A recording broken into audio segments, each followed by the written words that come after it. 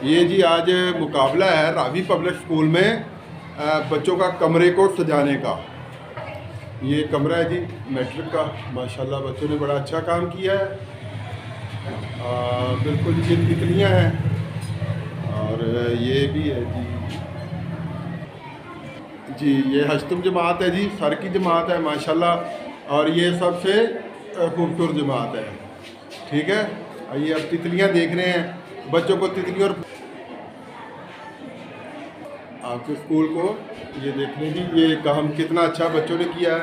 और ये बड़ा अच्छा जी एक इसको कहते हैं ना सेहतमंदाना सरगर्मी, यानी हेल्थी कंपटीशन है। और बच्चों ने तितलियां बड़े रंग बिरंगी बनाई हैं। आप टीचर जरा साइड पे जाइए बेटा। ये देखें जी माशाल्लाह बड़ा अच्छा काम किया है जी। ये भी बड़ी अच्छी जमात है जी माशाल्लाह।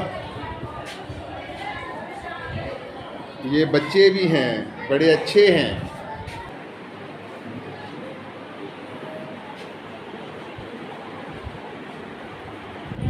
एक और जमात जी, और एक और जमात में बच्चों का काम बड़ा अच्छा काम उन्होंने किया है जी माशाल्लाह।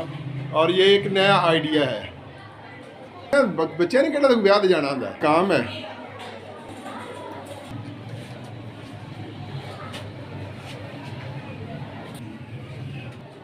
ये बेटा साइड